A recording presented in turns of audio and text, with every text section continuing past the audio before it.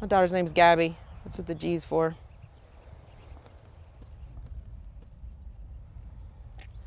This was on our fireplace. A lot of that stayed. This is my son's.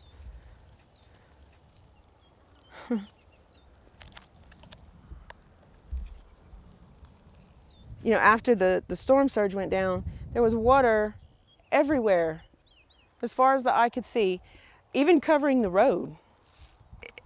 You know, I often imagine, well, what was it like? How did it happen? Was there a wall of water? Was it just tornadic activity?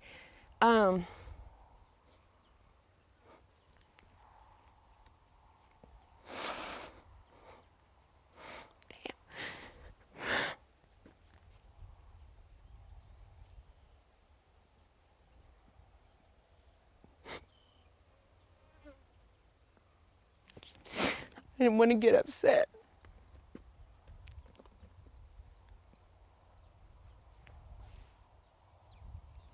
You know, I can remember what it smelled like.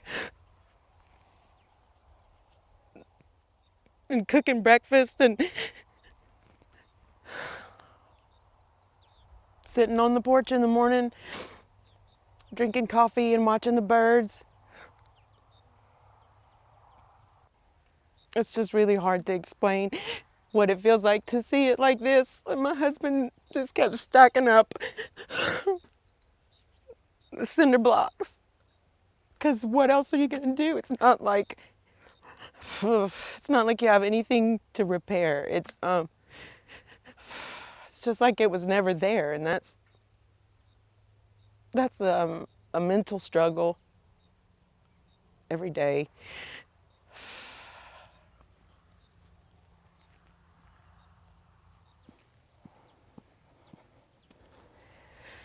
I just keep telling myself that immense pain and loss, as long as there's a purpose, is worth going through.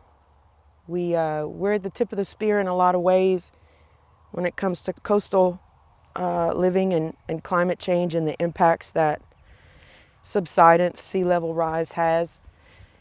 But we're not the only ones. And I think that's something that people who live in coastal areas of the world need to consider. That's an issue that impacts way more than just the people who live here in Cameron Parish.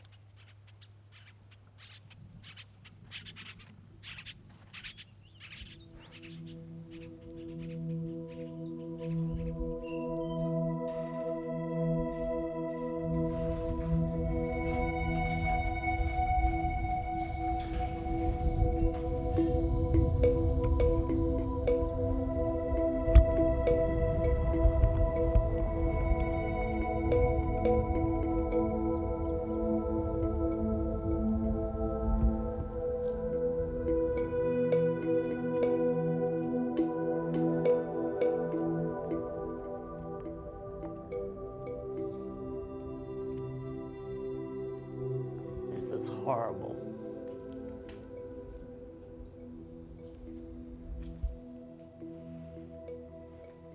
Miss Betty, this is just one of many cemeteries that have been totally destroyed. The hurricane took most of the coffins out of here.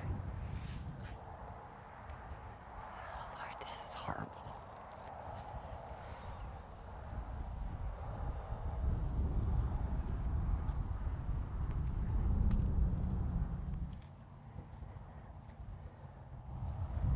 It's my dad's. I just pray to God they find him, because he is the father of 15. Something literally moved the top off, but as you can see, frame. And it's like these storms they're getting worse and worse. I mean, Farida, my mom, went missing twice. She went missing, Farida, then Ike, and then they finally found her, put her back in the ground, and here comes Laura, and now it's Daddy. The love of the water my dad had, I think that's what drew me into the water, was, you know, being one of his girls and did what he did, and just And that was one of my phrases all the time. I know my dad's smiling down on me.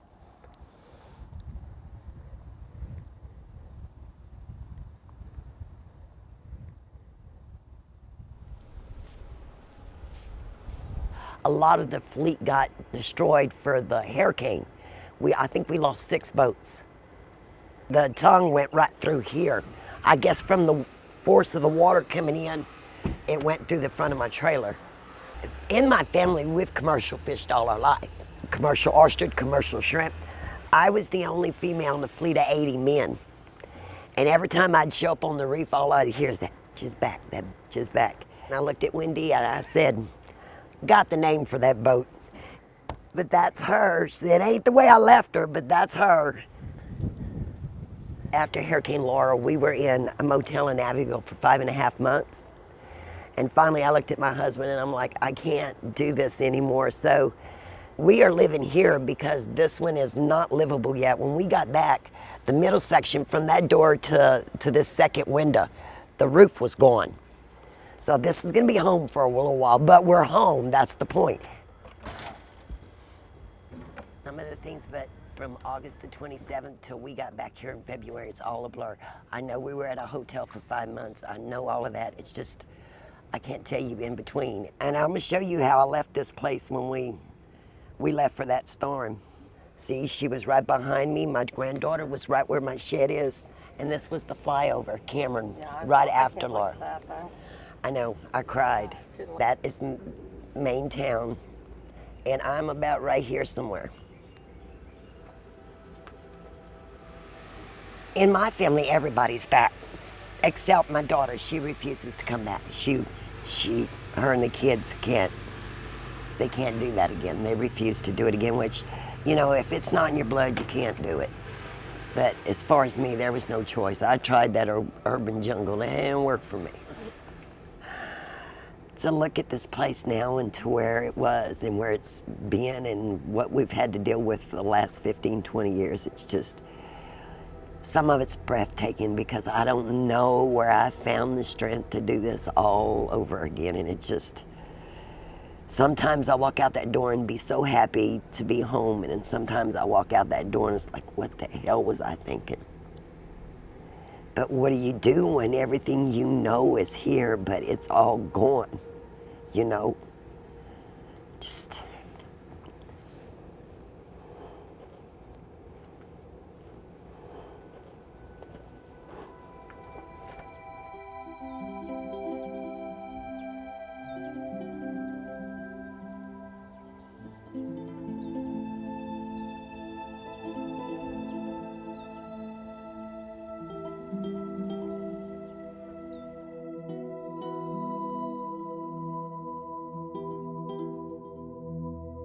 That Gulf of Mexico environment with higher temperatures creates a breeding ground for intense hurricanes.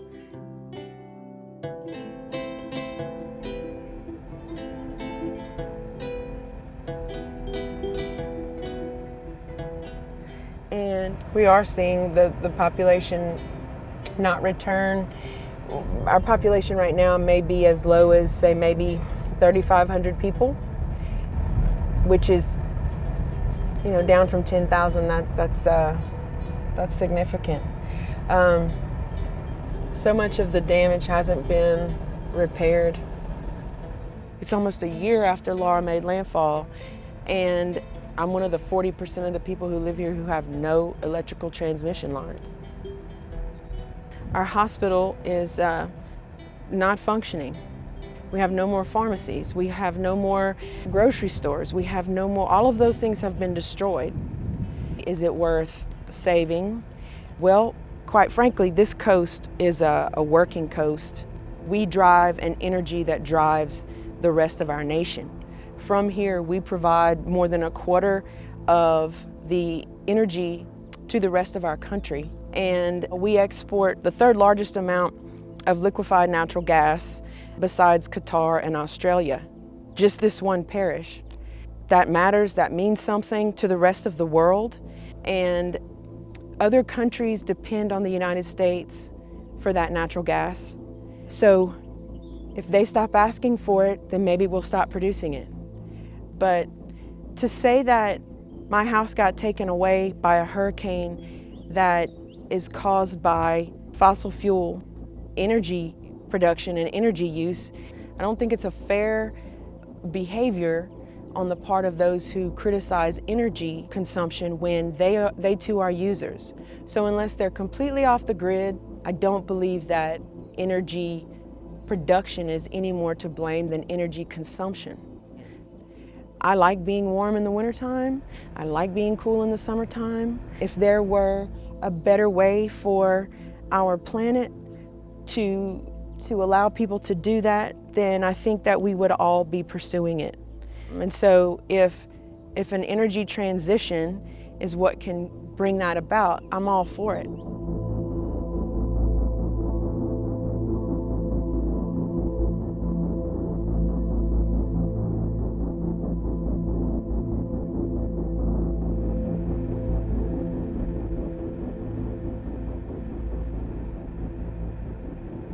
One of the things I think that is saddest to me about all that's happened is you see all these trees on our right. These are oak trees, and so many of these are dead, and they're killed from the saltwater intrusion from the Gulf. When the oaks start to die, then we know that we can predict future land loss of those ridges that allow us to keep the cheniers intact.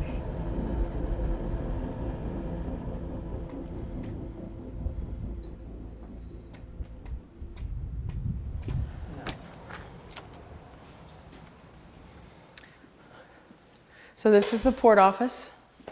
This is where I work. And you can see from this map that of our roughly 1,200 square miles, we are predominantly open water or marshland. Probably the most incredible part of last year's hurricane season to me was that Hurricane Laura made landfall about here, and Hurricane Delta made landfall about here. So about a 12-mile stretch between the two landfalls. So Cameron, Louisiana is right here, right on the Gulf Coast. That waterway, the Calcasieu Ship Channel, runs all the way up into Lake Charles. And the hurricane force winds for Hurricane Laura were, like I said, felt way into an area actually off of this map. So there was significant damage throughout this entire area. We call this Imperial Calcasieu.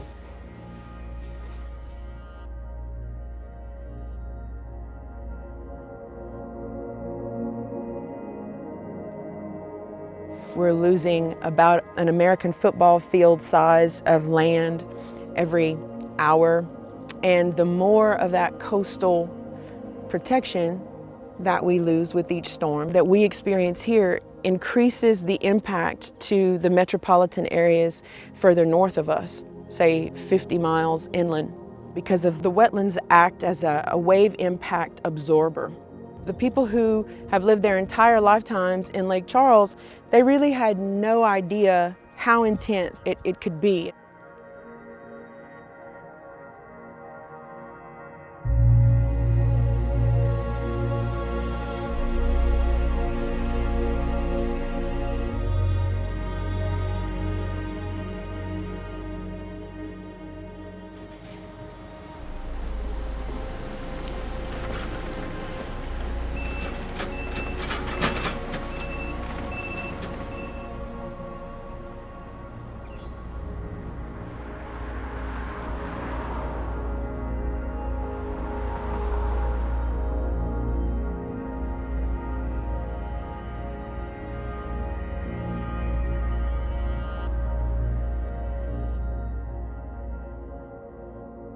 Joss, how many people down here?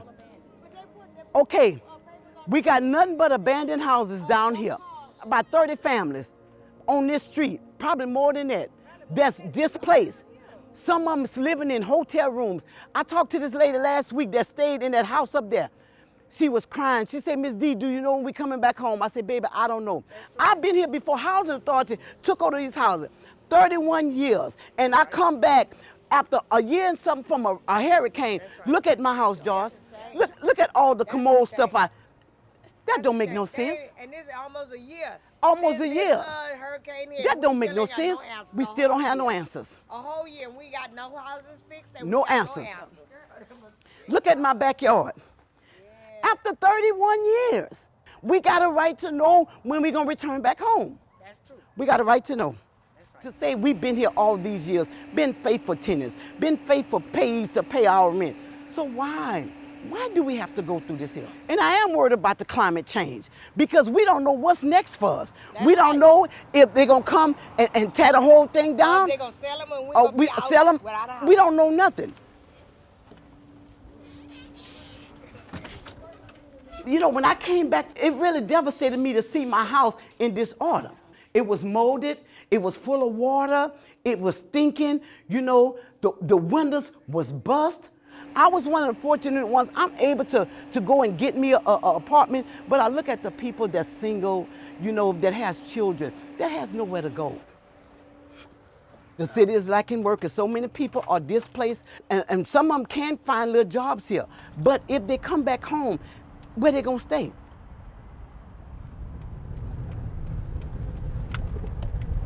80% of Calcasieu Parish had a blue roof after Laura, and then after Delta, like 90%. So this is another one of our low-income housing places. And as you can see, this is a huge complex that's completely empty. But this was a super busy area with lots of people living here, and it's not like there's another bunch of apartments somewhere where all these people went. So that's how I know there have to be a lot of workers missing from town. I don't think they're in town yet, and I think that's why all of these jobs are still open. My hope is that if there's a place to live that they can afford, that they will come back and take the jobs, and you know, that's an incentive.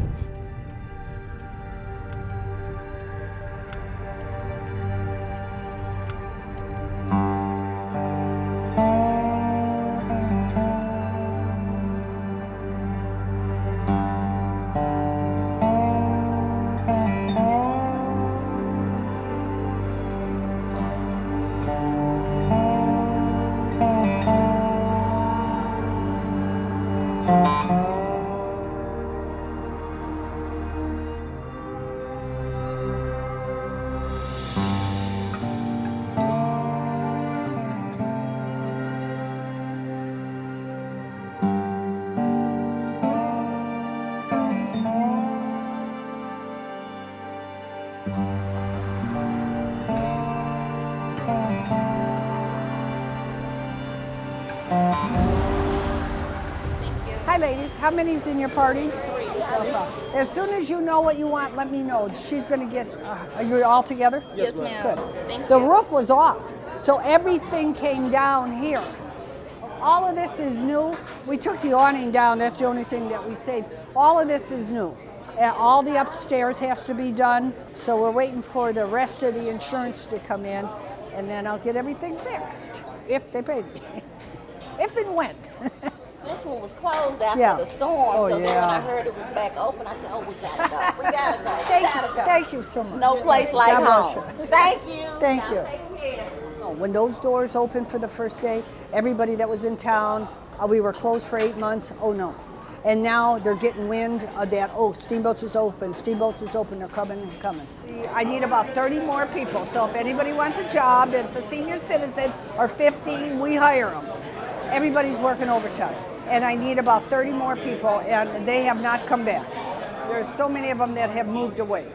No place to live, unemployment. There's so many destroyed buildings in this town, and the ones that aren't destroyed are condemned. It's a medium shrimp. Thank you so much. All right. Grandson, Kathy. How you doing?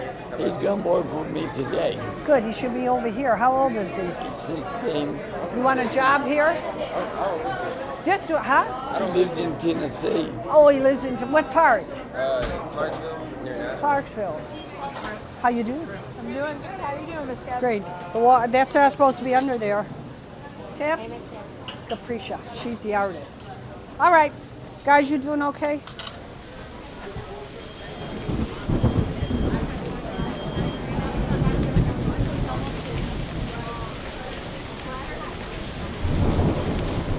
a disaster situation. But you're not going to be able to talk to me about climate change because I don't believe. No, we have storms. There's been storms from the beginning of time. And we just happen to be in 3 of the worst storms, you know? So that's how I feel.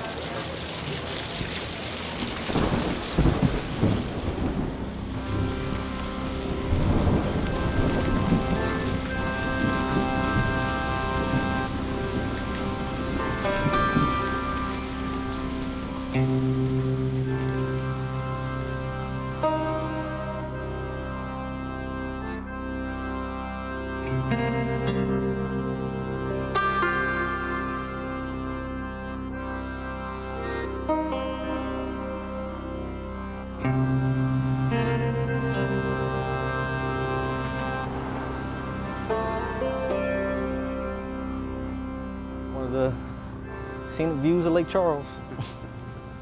There's another plant over there. I guess it's common to our backdrop.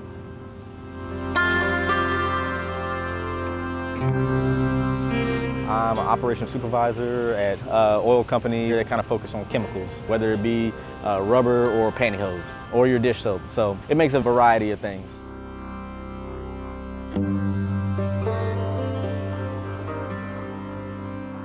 I feel like you'd have to be pretty willfully ignorant to say that nothing is changing about our climate. So I definitely think fossil fuels has a part in climate change, but a significant portion of our community relies on the oil and gas industry for their job. So it's very important for our area, thousands of jobs.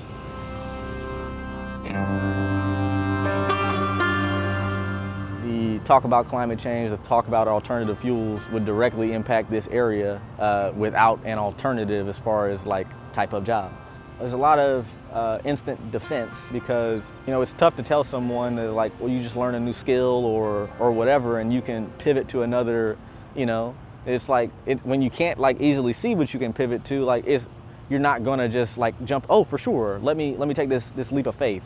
But if my company came and started saying, hey, we're gonna make batteries or whatever, I'm all on board. Main thing is I need a job.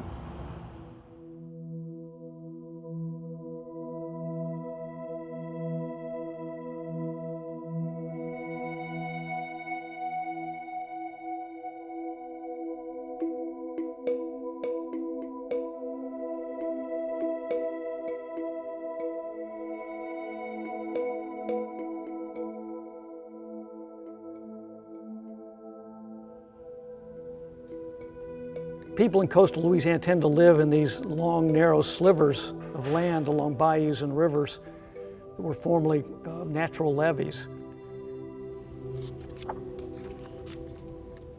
What we're seeing with climate change is after each event, and we see this in Lake Charles this past year, you have one calamity, and people begin to rebuild, and then you have another calamity on top of that. They begin to rebuild again, and you have another calamity. So you have this cumulative effect, and each time a storm hits, it drives the resilience of the population further down, and they have farther to go to get out of the depressed state of the economy and their social well-being. And what we're seeing here playing out in coastal Louisiana writ large is kind of a fracturing of the population. We're seeing younger, middle-class people moving away. Many of people in the 20s and 30s and 40s are moving away and not coming back. Their parents, the elderly, are staying, and in many cases, the very poor are staying. So you have people on fixed income and the poor concentrating in these areas. And some of these towns, the small towns in the coastal area, population loss can be most dramatic because you lose your threshold population. They shut down your post office. You can't support the grocery store. You can't support the schools. And that puts a community into a position where they might be at a tipping point, and everybody begins to head up the bayou, head inland to go to a community where they can send their kids to school without a 45-minute, hour-long bus ride. But I think these coastal cities will see pulses of out-migration, not complete collapses of cities, but each time there's a big event, the population will decline a bit, and there'll be a surge out, and they'll become shrinking cities over the long term.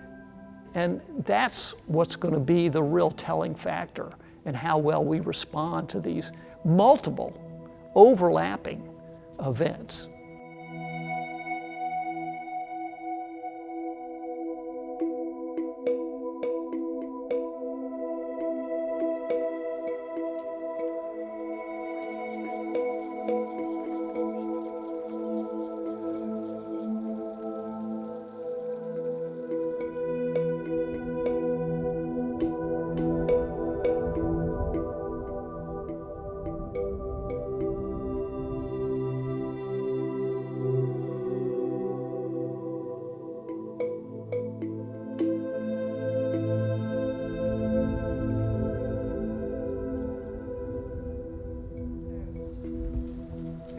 This is the wrong paddle. There's probably something to the bottom. They did. Look right here.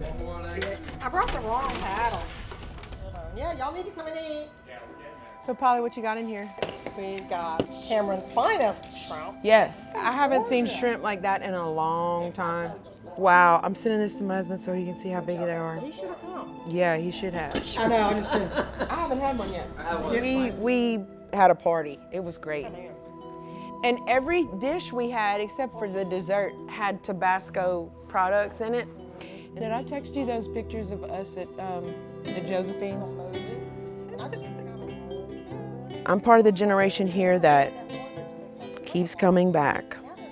At some point, I think people in that situation have to really evaluate, what the purpose is. People who live in coastal areas of the world need to consider, what's the healthiest place for their kids to be? And I never did really understand why outsiders want to know, why do you want to live here? Well, why did they want to live where they live? No one is immune to natural disaster. We just continue to face it. It's not a situation where just because someone lives somewhere in Europe or Asia or any other continent, they're gonna escape it. I don't think that's a fair question. We're not, not gonna be climate refugees. I mean, I guess we already are in some ways. But I think it's a question that everyone in the world needs to be asking, not just us.